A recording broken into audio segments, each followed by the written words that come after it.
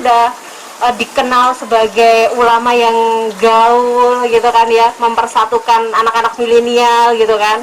Nah ini kalau melihat keberagaman kita ini seperti apa sih Gus Miftah? Meja kita ini kan juga beragam. Iya. Ada birokrat, aparat, ustadz. Maka tadi sepakat kalau Pak Pangdam bilang together yes we can. Yes. Karena bagi saya super team itu lebih hebat daripada Superman. Karena Superman itu goblok. Gimana nggak goblok, badannya besar, bajunya es. Kan goblok. Goblok banget itu. Makanya sehebat-hebatnya Superman karena dengan super team. Hari ini kita memasuki satu era yang disebut dengan era society 5.0. 5.0.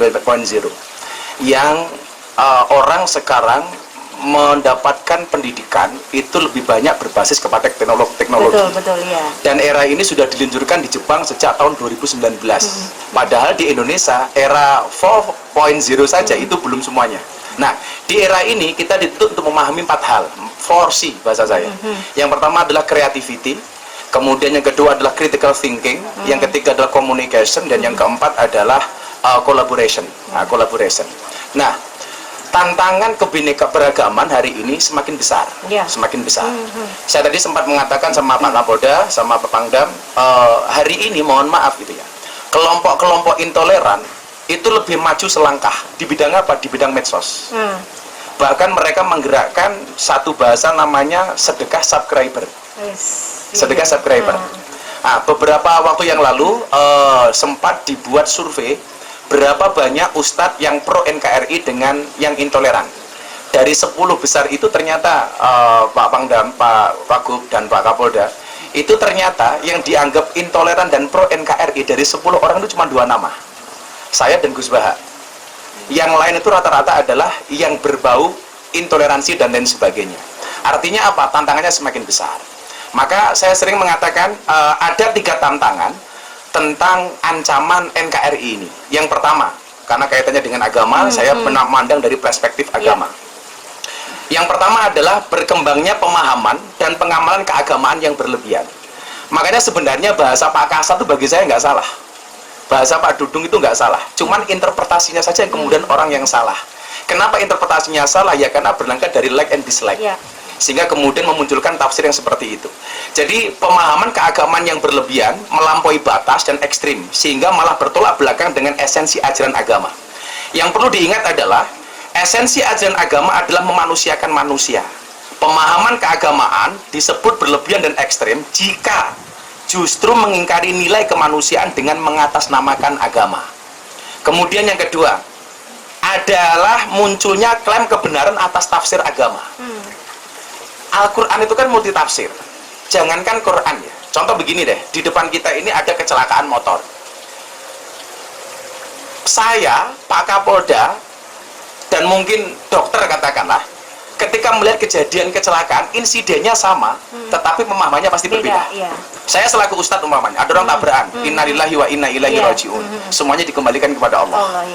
Pak Kapolda umpamanya, memandang dari sudut lantas. Wah, ini kalau dilihat dari kecelakaannya, pasti karena melanggar lampu merah. Kemudian di situ juga ada makelar nih. Makelar sudut pandangnya beda lagi. Wah, motornya rusak tapi masih laku sekian. Karena makelar itu. Nah, kita tidak boleh mengklaim bahwa tafsir agama kita itu paling benar. Adanya sebagian orang yang merasa paham tafsir keagamaan yang paling benar, lalu memaksa orang lain yang berbeda untuk mengikuti pahamnya. Bahkan bila perlu dengan menggunakan cara paksaan dan kekerasan. Makanya hari ini jangan kaget, saya pernah di-tag Pak satu akun Instagram, awas lagu musyrik. Saya kaget, apa yang dimaksud dengan lagu musyrik? Ternyata yang dimaksud dengan lagu musyrik itu adalah lagu Padamu Negeri. Kenapa? Karena menurut yang bersangkutan, lagu Padamu Negeri itu bertentangan dengan ayat Al-Quran, inna sholati wa nusuki wa mahyaya wa mamati lillahi rabbil alamin, bahwa hidup dan matiku itu hanya untuk Allah. Dia memahami bahwa lagu Padamu Negeri itu musyrik, menyekutukan Allah. Ini tentunya menurut saya pemerkosaan ayat. Kita nggak bisa menafsirkan seperti itu. Maka kemudian kita diingatkan oleh Rasulullah, man fassara al-Quran birra'yi falyatabawa maq'adahu minan nar. Barang siapa menafsirkan ayat Al-Quran menggunakan sudut pandangnya sendiri, siap-siaplah mengambil tempat duduk dari api neraka. Nah, kita nggak boleh memaksakan. Kemudian yang ketiga adalah pemahaman yang justru merongrong atau mengancam, bahkan merusak ikatan kebangsaan. Contoh pemahaman orang yang atas nama agama lalu menyalahkan Pancasila, mengharamkan hormat bendera, mengkafirkan orang yang menyanyikan lagu Indonesia Raya, bahkan mengajarkan paham nasionalisme tidak penting karena tidak diajarkan oleh agama. Saya ingat Gus Yasin, saya kan sebelum pandemi itu keliling Jawa Tengah di kampus dan SMA, SMK di Jawa Tengah, kajian kebangsaan bersama Gus Miftah, bersama Mas Ganjar. Saya di Kudus Pak waktu itu, kebetulan Mas Ganjar berhalangan hadir. Itu ada guru yang menggunakan atribut ASN. Dia mengatakan apa? Saatnya Indonesia menggunakan paham khilafah, padahal menggunakan baju ASN. Saya tanya dia, coba saya dikasih contoh negara mana yang berhasil dengan menggunakan sistem khilafah. Dia jawab, Arab Saudi. Saya bilang, Anda salah, Arab Saudi itu bukan khilafah. Bentuk negaranya adalah Al-Mamlakah. Al-Mamlakah itu kerajaan, bukan khilafah. Artinya apa? ASN saja, orang yang makan dari gaji negara, menggunakan fasilitas negara, masih berpotensi melawan negara. Maka saya pikir pemahaman seperti itu harus dibenarkan. Ya.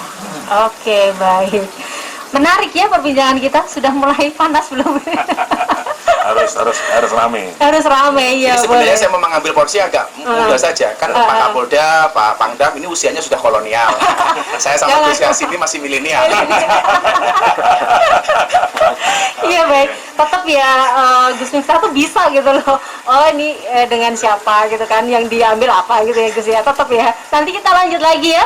Dan pastikan tetap bersama kami. Kita break dulu. Kita akan kembali setelah beberapa jeda berikut ini. Gus Miftah dong, kalau bicara soal keberagaman agama nih terutama ya, kalau tadi Pak Wagub bilang ini memang agama sama politik nih yang bisa dibilang kadang-kadang bikin tinggi, kadang-kadang bikin panas gitu kan. Tapi seorang Gus Miftah ini bisa loh untuk meskipun kita bicara basic, mungkin bicara soal agama Islam gitu ya, tapi beliau ini ketika membawakan, ketika berdakwah itu tuh bisa untuk semua gitu loh. Seperti apa itu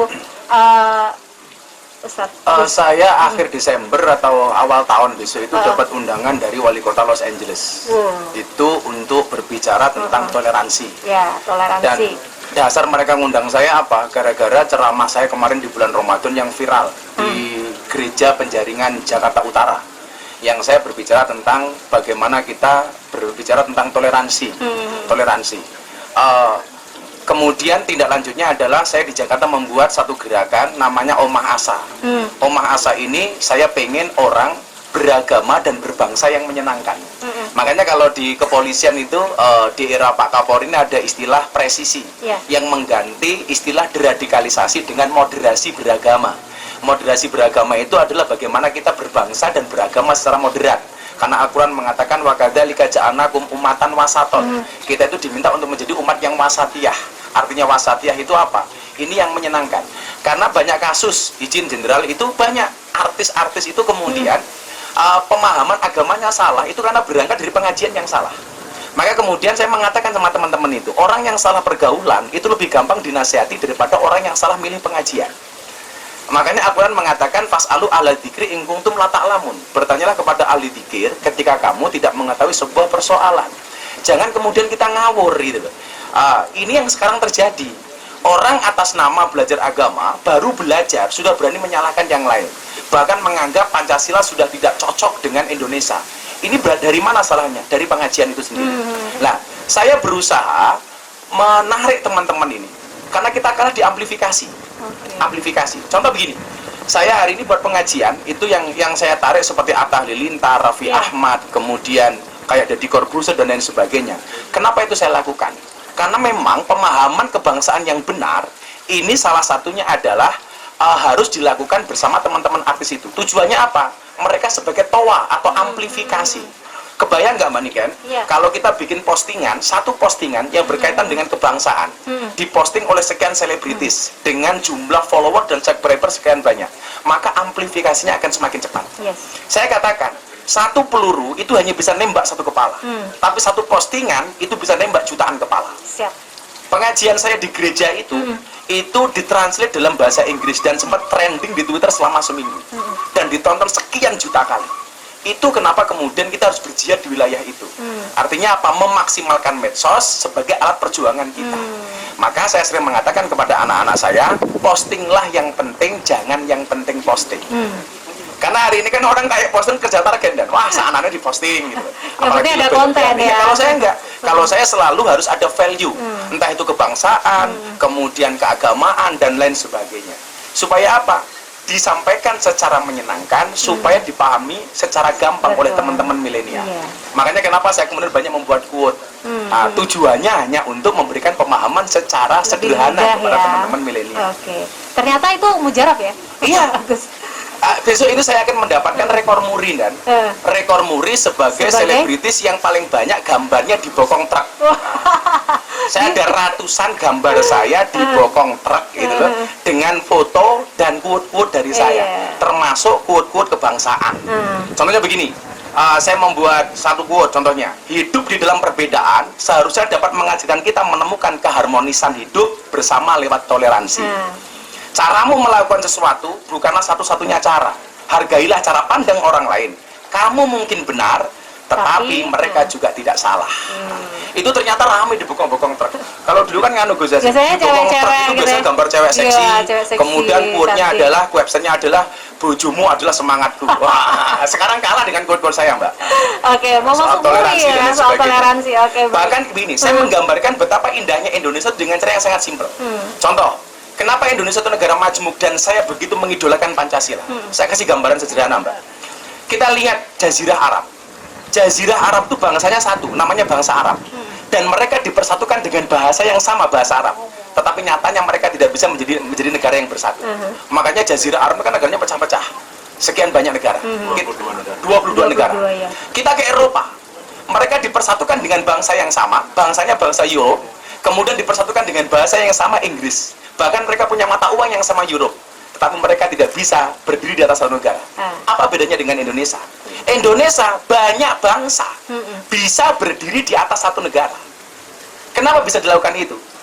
Begitu banyak bangsa, bahkan tadi Anda sebutkan sekian banyak suku bangsa, iya, betul. tetapi bisa berdiri di atas satu negara namanya Indonesia. Kenapa? Karena kita dipersatukan oleh satu ideologi yang sama, namanya Pancasila. Untuk itulah kemudian saya banyak memberikan pemahaman kepada teman-teman tentang bagaimana kemudian kita memahami ideologi Pancasila yang baik dan benar. Betul, apalagi di kalangan milenial ya. Iya, makanya izin dan saya itu Pak Lutfi, pondok pesantren saya itu 60% lingkungan saya Katolik. Dan ternyata indah, kita bisa bersatu di situ. Jadi selatan saya itu pendeta, utara saya itu kuburan. Iya. Dan seumur hidup saya tidak pernah bertengkar dengan tetangga utara saya. Iya, kuburan. Dan ternyata indah. Saya bilang Indonesia itu rumah besar. Di dalam rumah besar itu ada 6 kamar. Ada Islam, Kristen, Katolik, Hindu, Buddha, Konghucu. Saya meyakini kalau semua orang kembali ke kamarnya masing-masing, tidak akan pernah terjadi masalah. Yang masalah itu adalah ketika kita kembali ke kamarnya orang lain, tidur di kamarnya orang lain, bahkan ngiler di kamarnya orang lain. Itu yang jadi masalah. Ini masalah. Oke. Maka kemudian Al-Quran pun mengatakan famang sya'a fal yu'min, famang sya'a fal yakfur. Yang mau beriman ya enggak, silakan gitu. Dan dalam konteks toleransi Al-Quran mengatakan lakum dinukum waliyadin. Ini harga mati gitu loh. Dan ini adalah pemahaman yang harus kita sampaikan kepada kaum milenial. Oke, baik. Sepertinya memang 1 jam nggak cukup ya. Kita akan molor maksudnya ya, kita akan lebih lah, boleh. Ini tamunya memang luar biasa. Nanti kita akan kembali lagi, Panglima, Pak Wagub, Gus Miftah, juga Pak Kapolda. Kita kembali setelah jeda berikut ini. Apa? Sama? Sama, closing statement ini. Ya. Masa depan itu seperti sekumpulan tempe. Nggak ada yang tahu. Nggak ada yang tahu. Tahu ya belum dimakan. Makanya saya selalu mengatakan begini, kenapa kaca mobil bagian depan itu pasti lebih besar daripada kaca spion? Jawabannya sederhana, karena masa depan bangsa Indonesia jauh lebih besar daripada masa lalunya. Nah, kan begitu? Move on. Ya kan? Karena masa depan bangsa Indonesia itu jauh lebih besar daripada masa lalunya. Saya pikir hari ini mari kita singkirkan ego sektoral masing-masing lah. Yuk, waktunya kita berkolaborasi, waktunya kita bersinergi, membangun bangsa ini bersama-sama. Salah satunya apa? Sudah tidak lagi memperdebatkan soal ideologi, soal ideologi, bahwa kemudian sumbangsih kita kepada bangsa ini hari ini adalah dengan menghargai karya para founding fathers bangsa ini. Salah satunya apa? Dengan menjaga kerukunan yang ada. Saya mengatakan begini loh Gus, saya tuh sering bikin contoh sederhana ya. Kenapa sih berbeda itu asik? Saya kasih contoh ya. Sambel. Kenapa sambal itu nikmat? Karena berangkat dari bahan baku yang berbeda-beda. Ada cabai, ada garam, ada terasi, ada bawang putih, bawang merah. Ditumbuk di tempat yang sama. Tapi ingat, cabai tetap menjadi cabai, bawang merah tetap menjadi bawang merah, ya kan? Terasi tetap menjadi terasi, garam tetap menjadi garam. Walaupun mereka ditumbuk di tempat yang sama. Dan hasilnya nikmat. Coba kita bayangkan kalau kita makan sambal satu-satu. Cabenya dulu, baru kemudian terasinya, baru kemudian garamnya, baru kemudian bawangnya. Pasti rasanya nggak enak. Kalau bahasanya Pak Kapolda apa ya? Karena Pak Kapolda bahasanya aneh-aneh. Jadi aman guliman, macam-macam. Iya. Ini rasanya bengoren barangkali. Nah, kita harus memahami ini gitu, bahwa perbedaan itu asik gitu loh. Maka hari ini kalau ada orang yang masih mempermasalahkan ideologi Pancasila sebagai ideologi bangsa kita, saya pikir ya dolane kurang adoh. Kalau mungkin bahasanya Pak Pangdam, kopinya kurang kental lah. Kancane kurang akeh, turunnya kurang bengi. Kopinya nggak ada apa, tahunya nggak ada cabenya mungkin. Nah, Pokoknya nggak komplit lah. nggak komplit lah pokoknya. Maka saya sampaikan, karena saya ini dan saya itu fokus banget kepada masalah toleransi. Pak, sampai saya diundang ke Amerika itu gara-gara orang Amerika pengen baca toleransi dari kita, kan keren itu. Toleransi menjadi sulit ketika orang lupa bahwa beragama itu untuk mengatur diri sendiri, bukan mengatur orang lain. Banyak orang yang beragama yang bahkan belum menggenapi pelaksanaan nilai agama untuk dirinya sendiri, tapi sibuk mengurusi perilaku orang lain. Ini Islamku, karena ini berkaitan dengan Natal ya, bentar lagi Natal. Ini Islamku. Adakah kau tahu perasaanku saat mendengar lantunan lembut suara adzan? Hai sahabat Nasraniku, bagaimana perasaanmu saat suara lonceng menyapa telingamu? Hidup berdampingan namun tak saling menyerang. Hidup bersebelahan, kasih sayang tak pernah pudar. Aku dengan masjidku, kamu dengan gerejamu. Berjalanlah di atasnya dengan damai, jangan menyinggung, jangan pula bercerai. Cengkerama tak meninggikan, obrolan tak membelah. Hidup aman dan tentram di setiap siang dan malam. Barusan bikinnya ya? Barusan saya tadi ketik-ketik mohon maaf dan karena bikin ini. Maka terakhir saya sampaikan, bila teman membuatmu kecewa, bila pasangan membuatmu terluka, dan bila corona membuatmu menderita, yakinlah